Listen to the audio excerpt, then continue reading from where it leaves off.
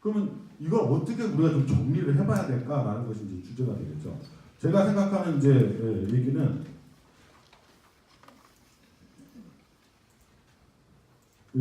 단위와 주체를 좀 나눠봤습니다. 그러니까 광역단위, 기초지자체단위, 읍면동단위를 우리나라 행정체계에 맞춰서 했고, 또 다양한 주체들이 있는 거죠. 사회서비스원이 있고, 민간복지기관, 비영리, 전통적인 사회복지기관이죠. 그 다음에 새로운 제도와 이후에 등장하기 시작한 사회서비스 제공기관, 이렇게 나눠서 본다고 한다면, 광역지자체의 기본적인 위상은 조정자 기능이 될 수밖에 없습니다.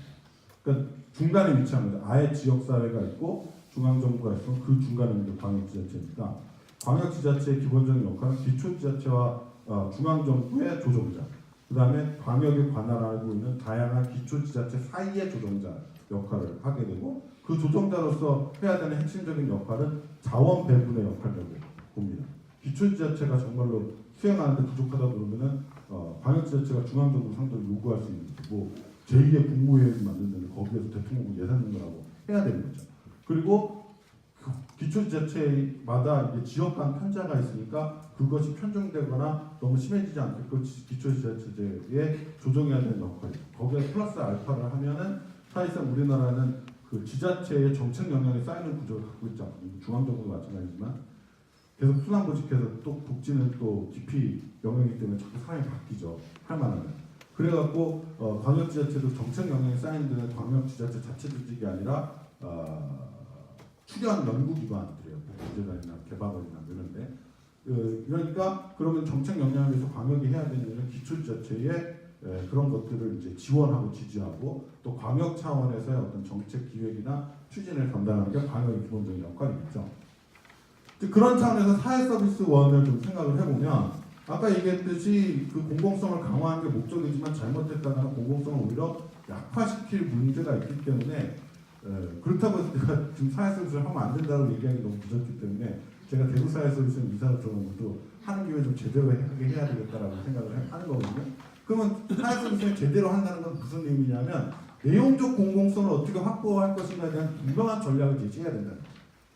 그것을 이제 얘기를 하면 어떻게 할 수 있냐면, 그러면 사회서비스원을 했을 때 종사자들이 좋아졌더라는 not good enough라는 거죠. 그러니까 충분하지 않아요. 그걸 가지고 어떻게 국민을 설득시키고 정책의 정당성을 찾겠어요. 그것이 뭘로 이어져야 됩니까? 서비스가 좋아졌어요. 사람들이 받는 서비스가 어떻게 달라졌는지가 체감돼야 됩니다. 이제 그러면 그거에 대한 내용을 따질 때 단순히 독립체산제에서 똑같이 민간하고 경쟁시켜서는 그런 결과가 나올 수가 없기 때문에 어떻게 해야 되느냐라고 했을 때는, 그럼 민간에 전적으로 의존함으로써 발생되는 문제가 뭔지를 더 짚어봐야죠. 그냥 뭐 과당 경쟁 이거는 사실상 초기 얘기된 거고, 지금 10년이 지난 지금 시점에서 뭐가 정말로 치명적인 사각지대고 문제인지를 얘기했을 때 몇 가지 할 수 있는 건, 첫 번째는 특히 이제 장애인 같은 경우는 아예 중증과 아예 경증, 노인도 그렇습니다. 아예 경증은 배제 대상이에요. 왜냐하면 단가나 이런 것들이 충분치 않은 상황에서 막 그 자기가 온 힘을 다 써야 되는 근육 장애인을 담당하고 싶은 사람은 없습니다. 그러니까 아예 중증은 그 서비스 제공자를 구하지를 못해요. 민간도 그거는 회피합니다. 어떻게 할 거예요? 그 사람 어떻게 감당할 거예요? 못 감당하거든요. 그리고 아예 경증도 배제 대상이에요. 왜?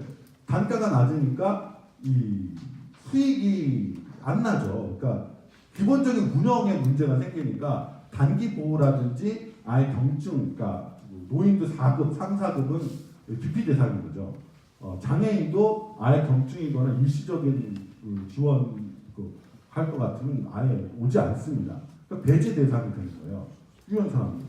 또 하나, 예를 들어서 아까 와상 노인을 4시간 하면은 그게 되겠느냐라고 했잖아요. 근데 할 수 있는 방법을 찾을 수도 있어요. 법상에는 이 4시간을 한 번에 쓰라는 조건은 없습니다.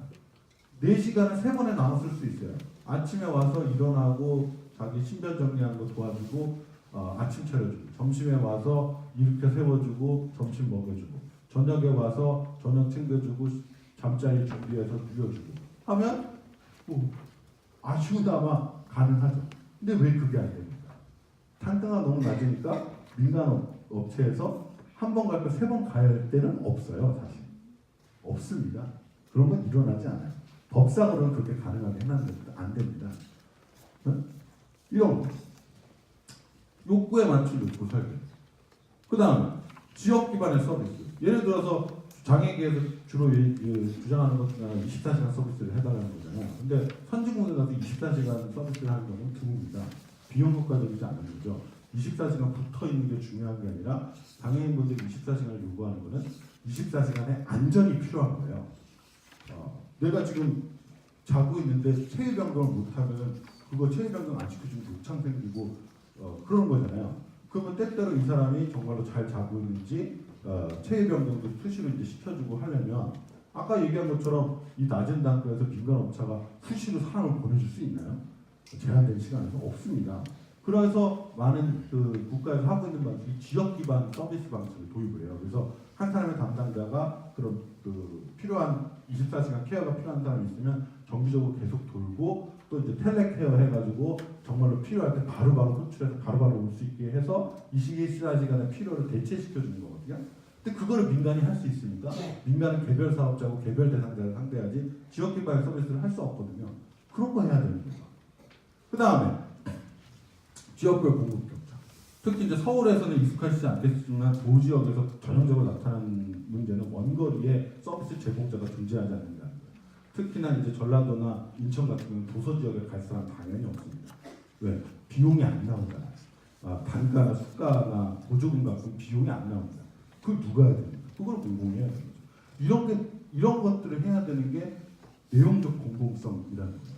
근데 이런 논의가 왜 안 나올까라고 생각해 보면 그것도 역시 아까 너무 사회 서비스를 뭐에 포커스를 맞춰주냐면 종사자의 근로 조건에 맞춰 있는데 이렇게 공공성이 있는 서비스를 하려면 종사자의 노동 강도가 높아질 수밖에 없는 문제를 갖고 물론 거기에 대해서 정당한 대가를 치르는 게 맞는 얘기지만 뭐 그게 항상 이상적으로 이루어질 수 없기 때문에 조절을 해야 되는데 사회 서비스의 종사자 근로 조건에 너무 포커스를 맞추면 이런 당사자를 위한 서비스를 얘기하기가 좀 어려워지는 환경은 존재를 하는 것이죠. 이렇게 하면 쓸데없이 민간하고 충돌할 일이 없습니다. 사실. 민간은 어차피 못하는 거예요. 이런 거는. 그래서 이렇게 민간이 못하는 것부터 그 포션을 확보해 나가는 방식을 취하면 민간하고 충돌할 일이 없고 상생할 수 있는 길을 얼마든지 찾을 수 있는데 처음부터 정책 메시지를 잘못한 거죠. 민간을 적대화시키는 메시지에 대해서 내보냈기 때문에 굉장히 반감을 갖고 대할 수밖에 없는 문제가 있죠. 사실. 기초지자체는 뭐냐? 기초지자체야말로 저는 굉장히 핵심적이라고 보는데요. 국가가 주민의 기본적인 돌봄에 대한 기본권을 책임진다고 할 때 그거의 직접적인 주체는 당연히 중앙정부는 될 수가 없고 광역지자체도 될 수 없고 반드시 우리나라의 지방행정구조는 기초지자체밖에 없습니다. 왜냐하면 광역지자체가 어떻게 개별 대상자에 대해서 책임을 질 거야. 기초 정도 나와야 개별 대상자에 대한 책임이 가능해요. 그러니까 아까 커뮤니티 케어가 하나의 사람을 중심으로 서비스를 구성하고 그걸 책임진다고 할 때 그 주체는 기초지자체가 될 수밖에 없고요.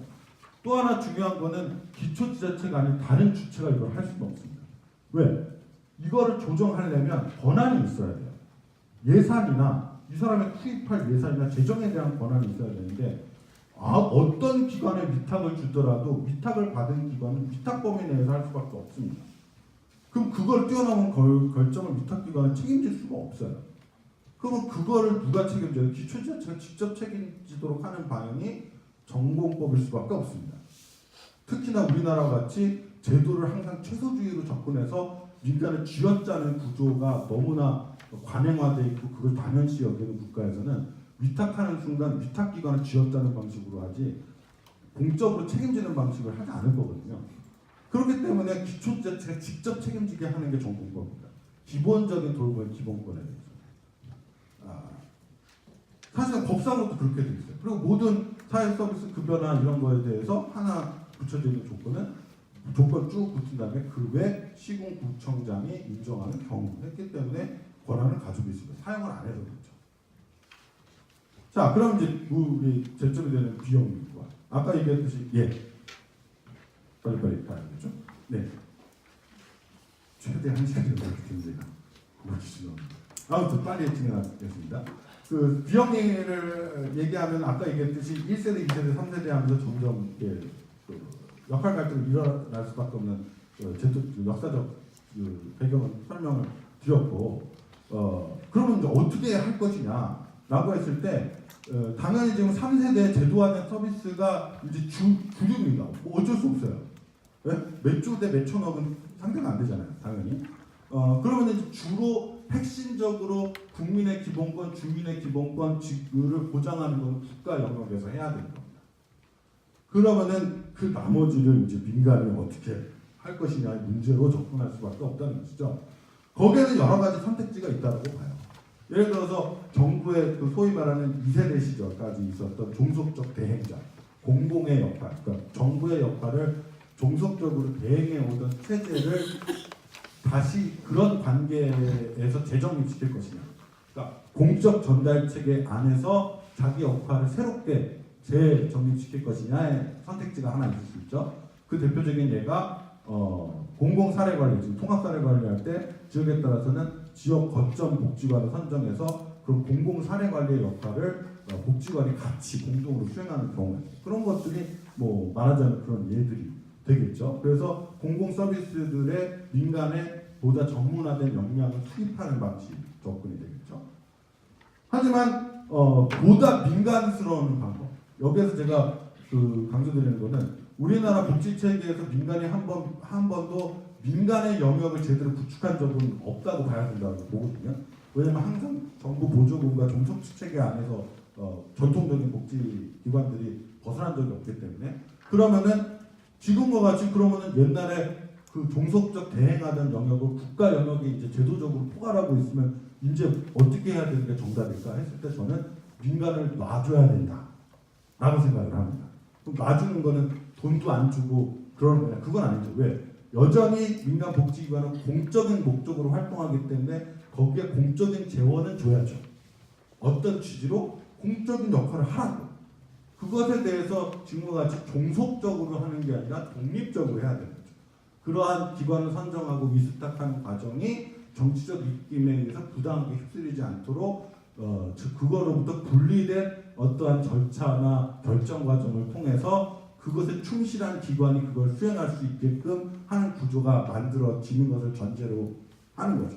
그렇게 해서 민간이 이제 더 이상 지침이나 이런 것들을 따라 평가에 구애받지 않고 정말로 공적인 목적, 뭐 그것을 그 지자체가 정책적으로 제시할 수도 있고 아니면 뭐 공모를 할 수도 있고 뭐 프로젝트형으로 할 수도 있고 하여튼 그런 것들을 다른 방식으로 인해서 독립된 공간으로 민간을 열어줘야 된다는 겁니다. 그렇게 했을 때 민간이 정말로 할 수 있는 거는 주민 중심의 어떤 공동체적 접근. 예를 들어서 이제 노인이 요즘 독거 그 취약계층 어르신분이 하루 종일 하는 게 집에서 24시간 TV 보시는 거잖아요. 그러면은 당연히 계속 앉아있으니까 근력이 약화되고 그러다가 어쩌다 일어나시면 낙상을 겪게 되고 낙상이 되면 장기간 1등급 나오고 1등급 되면 시설 들어가시고 이게 전형적인 코스잖아요. 그러면 그거의 지역사회 공동체적 비법은 뭐냐? 그분들을 평소에 나오게 만드는 거죠. 점심클럽이라도 만들고 그 지역 활동을 조직하고 첩밥 활동이라도 하고 그걸 통해서 뭐 소득 활동을 할 수도 있고 뭐 그러면서 관계도 맺어주고 이런 것들이 이제 보다 선제적이고 앞서고 그리고 뭐 시험적인 시도도 막 할 수 있고 뭔가 도전적인 것도 할 수 있고 혁신사를 만들 수 있고 왜냐하면 국가처럼 책임을 직접적으로 받는 존재는 아니기 때문에 그래서 그러한 목적으로 그 국가는 계속 재정들을 주면서 시험적 시도들이 계속 이루어지고 뭐 그것들을 계속 촉진해야 될 의무를 갖고 있다는 것이죠. 아니면 세 번째로 아예 그냥 제도화된 서비스의 수행자 뒤에 얘기할 영리기관을 포함한 서비스 제공기관으로 갈 수도 있고 그것은 좀 더 비영리적인 좀 더 공적인 방법으로 수행하는 것도 생각할 수 있고 마지막에 좀 더 급진적으로 나가면 아예 당사자의 대변자가 될 수도 있고 그러니까 이제 그 외국의 사례에서 통합적인 접근을 위해서 시도됐던 것 중에서 그래도 비용 효과적으로 많이 얘기되는 게 아예 그런 시민단체나 이런 것들이 개별 장애인이나 개별 도인이나 개별 당사자의 대변자가 돼서 그 사람을 막 찾아주는 거예요. 그러면 이제 제도적 당국이나 이런 것들을 자유롭게 넘나들 수 있고 근데 여기에서 당연히 전제해야 되는 건 독립성이 당연히 전제해야 돼요. 이렇게 당사자 입장에서 많이 얻어주는 기관이 우수한 기관이지만 정부 기관에서는 예산을 자꾸 빼가는 기관은 비울 거 아니에요. 그래서 막 자르고 이러면 안 되는 거죠. 독립성이 더 중요한 거고. 그 다음에 이제 서비스 제공기관, 영리 포함해서는 기존의 제도화된 사회 서비스에서 굉장히 큰 문제가 있었고, 그리고 사실은 그걸 촉진하기도 했어요, 정부가. 아까 얘기했듯이 이걸로 돈 벌라고 해서 들어온 사람들이었고, 처음부터. 그리고 막 그거 시장 활성화 시킨다고 해서 진입장벽도 확 낮춰버렸고, 등록제로 해서 아예 거르지도 않고, 그 무분별한 진입들을 허용했었어요. 촉진시켰던 거죠. 근데 그거는 좀 바뀌어야 되겠다. 그러면 시장 경쟁 하려면 좀 제대로 시켜라.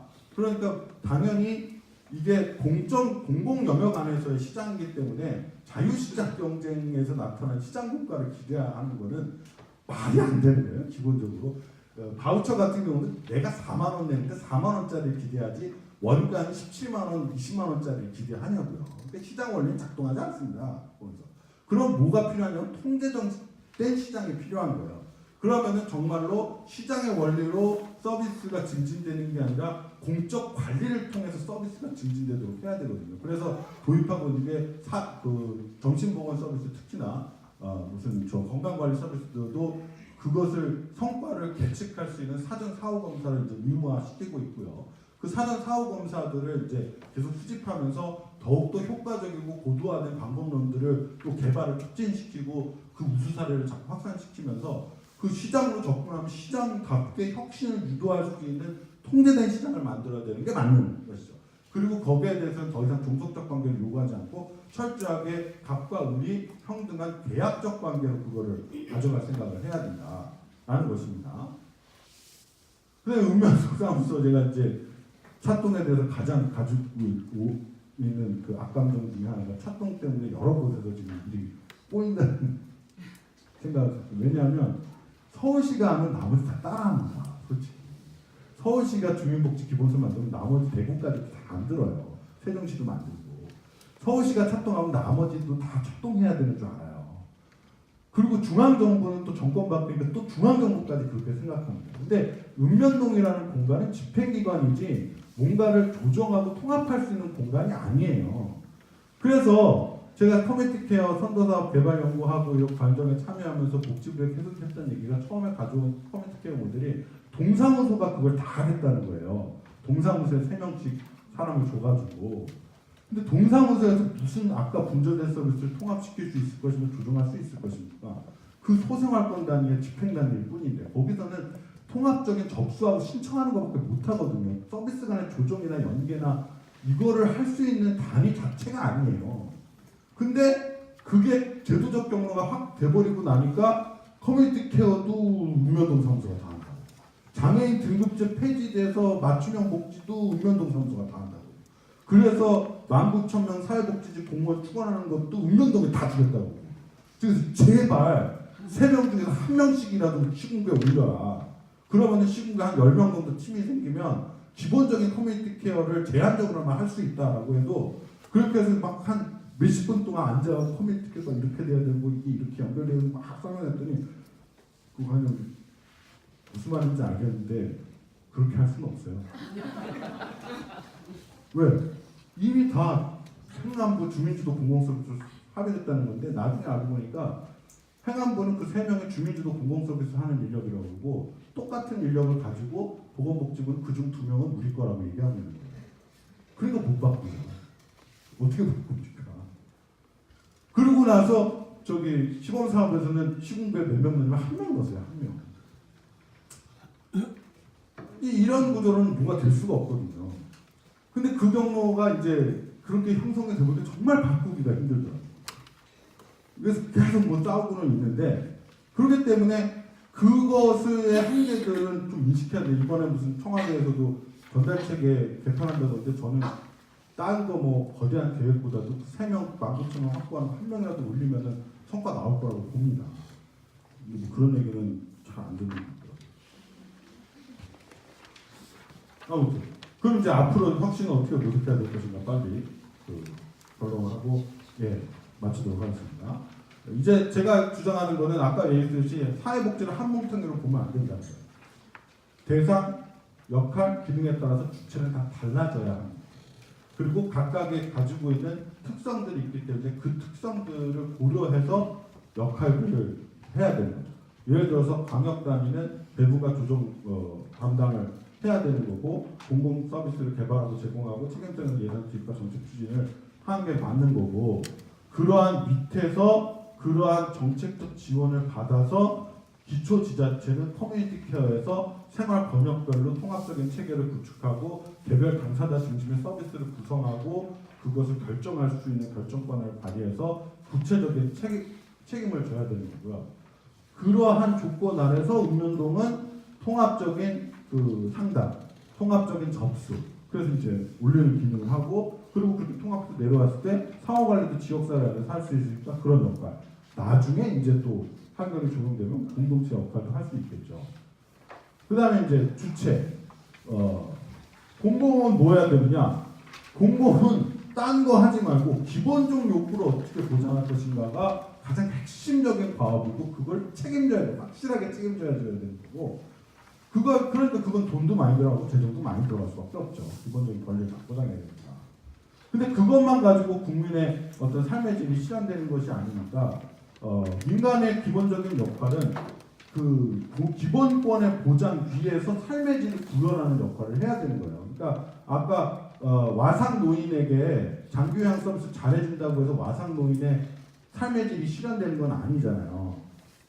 가장 우선적으로는 그러한 상태가 되지 않게끔 평소에 노인들이 근력도 쓰고 관계도 맺고 정신적으로 건강하게 지역사회에서 다양한 시도와 활동과 프로그램들이 막 활발하게 진행되는 그런 모습이 진짜 삶의 구현이 되는 거고, 그 삶의 구현이 되는 모습을 직접적으로 만들어야 되는 거는 공공의 종속적 관계의 노인 민간이 아니라 정말 자기 역할들을 민간으로서의 특성과 역량을 극대화시킬 수 있는 그런 독립적인 구조 안에서 활발하게 활동할 수 있는 민간이 그걸 할 수 있는 거예요. 그거를 구현해야 되는 게 민간이에요. 그리고 이제 거기에 부수적으로 뭐 얘기했던 공공 서비스의 효과적인 어떤 위탁 공급자라든지 이런 역할도 같이 할 수가 있죠. 공공과는 다른 방식으로 시도할 수 있는 역할을 할 수 있습니다. 이게 쌓아져야 궁극적으로 저는 국민의 삶의 질이 구현되는 구조다 라고 이제 생각을 하는 겁니다. 이 시간 들어주셔서 감사합니다.